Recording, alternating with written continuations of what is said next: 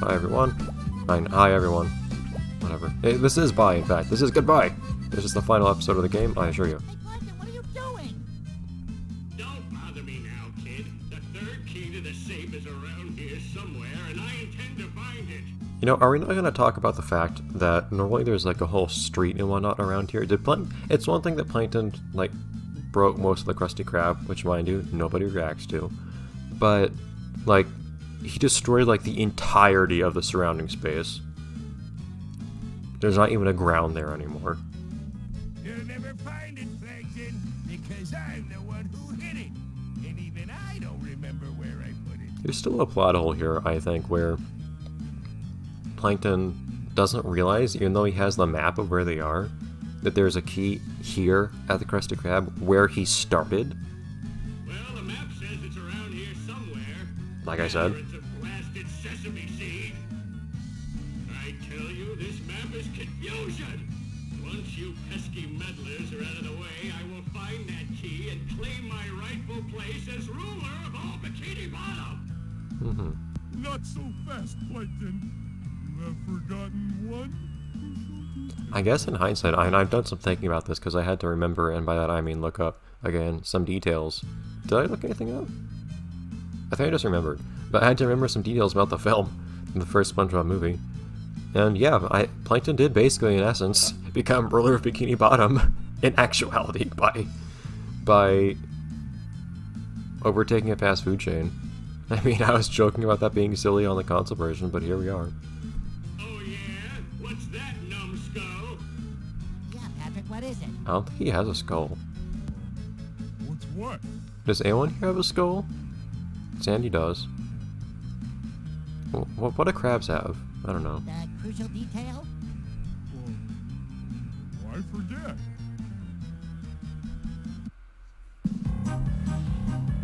Now, what's this gonna be like? I like how they use the same model, I think, for all of these.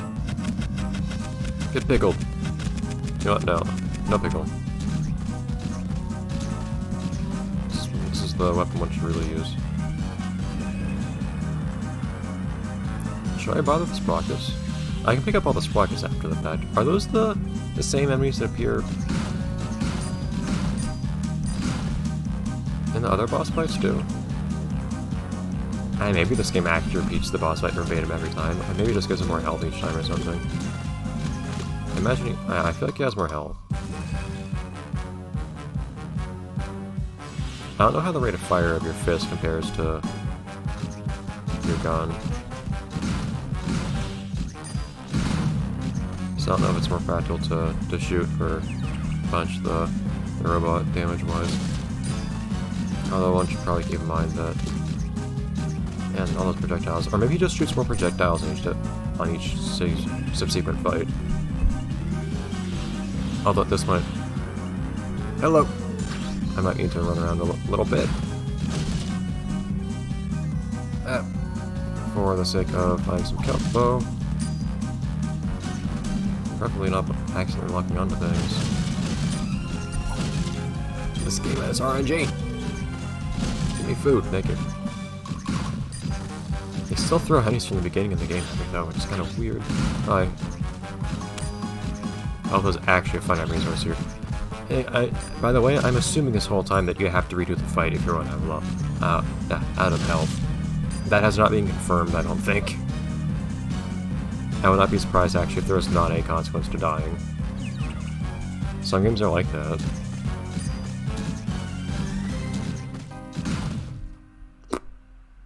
Cool. I like how everything was just so quiet for a second. What's that thing? No, that's not whirlpool effects. Okay, is that everything really?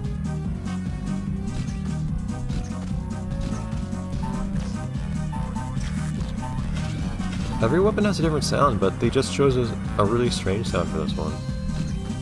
Like, that's not... It sounds like the sound that the convict cannon should pick, doesn't it? Anyways. Here's the other half of this game's contents. Why is data Even with my space-wise. superior intellect, powerful technology, and dashing good looks, I cannot realize my dream of fast food supremacy. Perhaps it's because you are a puny, annoying pest. That's one reason. I don't know why I'm not speaking over this. Like, you can see this in higher resolution and whatnot on the console version that I've already played. But then victory will be mine. Does it matter? Matter? Matt? Hold that thought. There you are, me little beauty. Now I'll just open that safe, and the Krabby Patty formula will be back in its rightful hands. The formula is in your pocket. My pocket? I appreciate that you And so it never is. change your clothes. I had it with me all along. Davy Jones's ghost time, clever. You made Probably me get smell all like his that for locker, too. nothing. Well, not for nothing, Squidward. I think we all learned a valuable lesson. Oh, and what was that, SpongeBob? We learned that before you fight a giant robot Yeah, I'm kind army, of surprised. always remember to look in Mr. Krabs' But pocket. over the years, Words to live by. the SpongeBob characters have all worked pretty well in 3D. I mean, it's not easy translating 2D characters to 3D, and it's been done to varying degrees of effectiveness. Oh, what batteries? Oh, never mind. By the way, Patrick, Take, the for reception instance, on Call your of Doom television sure is did an incredible. awkward job of it with some characters. Thank you very much. More pickles. 2 gherkins, please. Oh, we have plenty of them, believe me. It's the SpongeBob movie stock art. Oh, stock art. I never cease to enjoy seeing you. I like how there's just Squidward standing in the background with everyone being all action-like. Anyways. Okay, I mean, I think I gave most of my thoughts on this. I'll complete on the thought I was having before the credits came up. The one game that I think did work, on the other hand, for translating some things into 3D was actually Nickelodeon Party Blast. I think they did a pretty good job of Zim and Dib and Gaz in 3D, whereas Zim and Dib were kind of awkward in 3D in Globs of Doom. Anyways, so thoughts on this game, because I guess that's just what I do during credits. That's kind of the stylish tradition, even though I'm not really here. I don't play games really, like with the stated intention of commenting on them. But that's a lot of 3D artists. Wow. Is that for like the cutscenes, or is it just for in-game? But anyways, I said most of what I thought about this game while I was playing it. This one, I feel like, I don't know, the console version started to overstay. No, the console version didn't really overstay its welcome. It didn't get old. Maybe if I hadn't, I don't think this is similar enough to the console version for me, having played the console version, to have possibly had too much of an effect on me playing this, but maybe it did. I did get tired of this game by the end, even though it was shorter. And it had more variety in the levels, interestingly, but I feel like the individual levels got cooler faster. Like the floating platform levels, the auto scrollers, those I feel like doing one of those would have been perfectly fine, maybe 2. More than that, I just got tired of them. I really did. On the whole, everything was mostly short, so it wasn't too big of a deal, but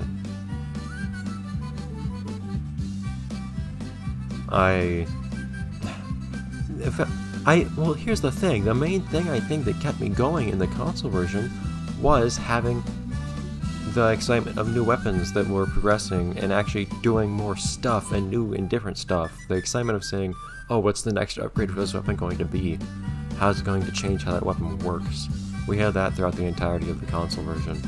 This game didn't really have that, because as far as I could tell, you just increased your damage and maybe rate of fire or something for each weapon in this game as you upgraded it, which was much less engaging, even though I think that on the whole, the level design was probably better in this game.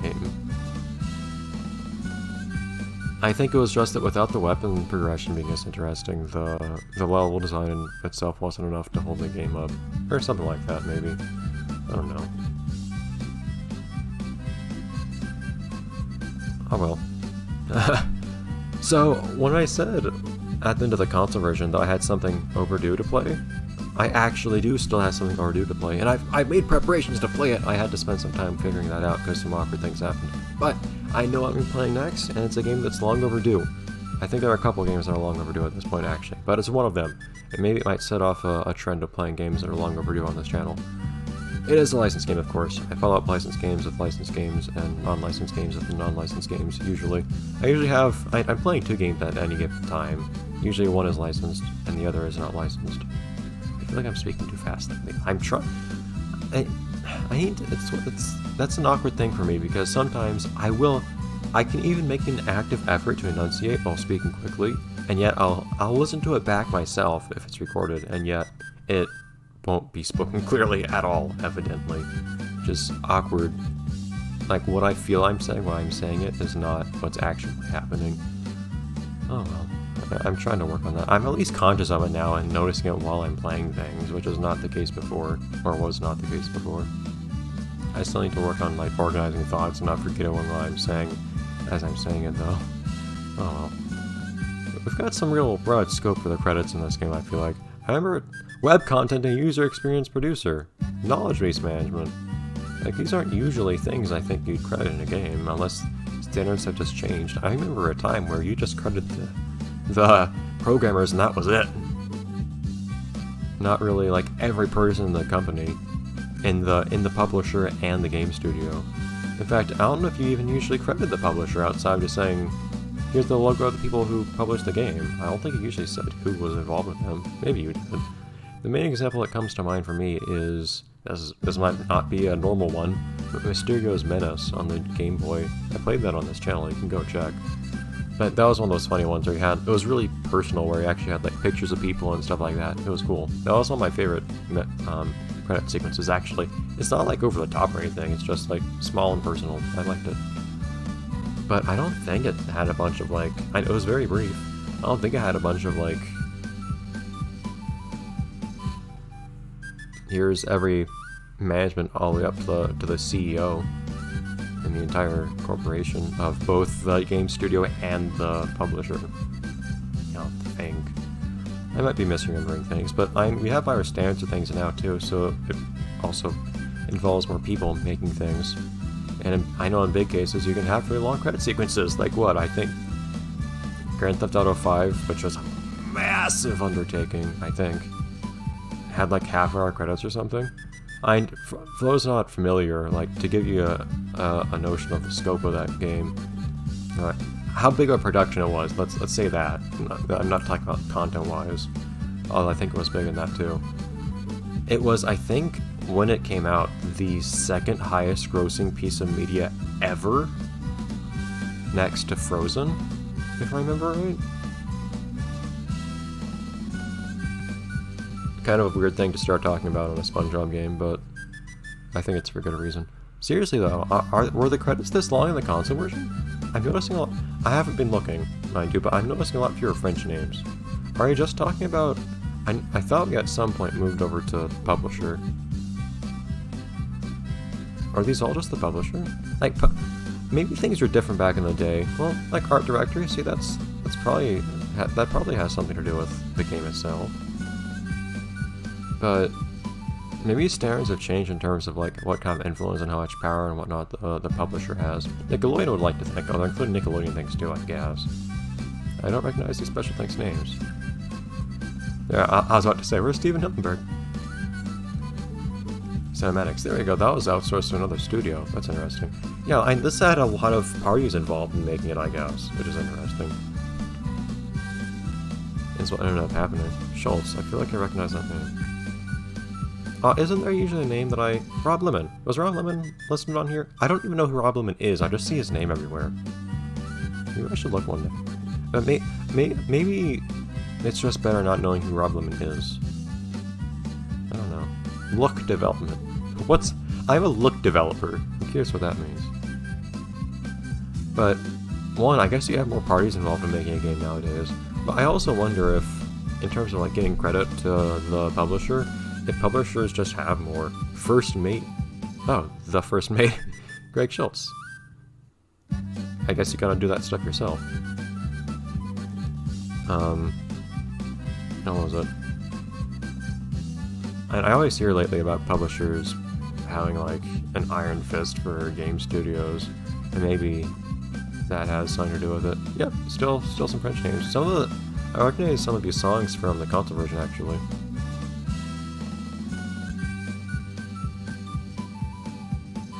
There are some interesting things in these parentheses. I don't imagine we had as many songs in here. It's interesting how these songs came from different sources and whatnot too. Again, lots of parties making these things. But maybe nowadays publishers also make more demands about who gets credited within their own companies. Or something like that. I don't know. Cosmic Kitsch. What's cosmic about this game? We're underwater. Like, that's as non-cosmic as you can get. We're below the surface of the planet. Spongebob theme. Written by Hillenburg himself. Oh, no, and other people. Tunes by Nickelodeon Inc. I never heard about that. 99. That was some time ago. I'm surprised I have not gotten content ID'd over the SpongeBob theme in these videos. I guess the instrumental version just isn't content ID'd. Jeez though, like, I would fast forward this if I could. I don't have the fast forward set up.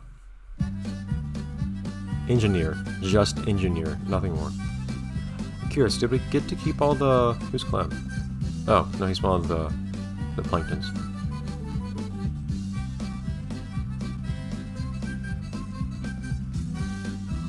I don't... Did they keep all the usual voice actors characters? I don't know everyone's normal voice actors. I don't feel like they did. Carolyn Lawrence, is she related to Mr. Lawrence? I don't think that's Sandy's normal voice actress. I might be wrong. I only have memorized the names of the voice actors of basically SpongeBob, Patrick, and anyone voiced by Lawrence, including Gary, most notably. I think Patrick, Plankton too. Wasn't Doug Lawrence originally supposed to voice SpongeBob or something like that? There's a story about that. I think if you look on Doug Lawrence's TV Tropes page or something like that, you get an interesting story about him, something funny or something like that about him originally being planned to voice SpongeBob or something weird like that. Oh no, I think what it was, at least one of the things, was that SpongeBob's like real, like deep, dramatic, heroic voice that he'll use sometimes, I think was inspired by Doug Lawrence or something like that. I don't remember. Credits over, I guess? Press A? Okay. Nothing to continue. Game's over, I guess? That's why? Or do we have nothing to do anymore? Yep, stuff's here. So, we had 12 levels on this part of the game instead of 10 for some reason. Interesting. But that'll be it, I guess. There's nothing more to say. You do not have to click on the credits. Progress 100%. Woohoo! We're done! So I'll see you guys next time in a different franchise. I'll say that. That's all I'll say. Something that was overdue. Hopefully it'll be fun. Hopefully it won't cause any problems. There's a reason I was putting it off. I'll talk more about that when we play it. But anyways. Bye everyone.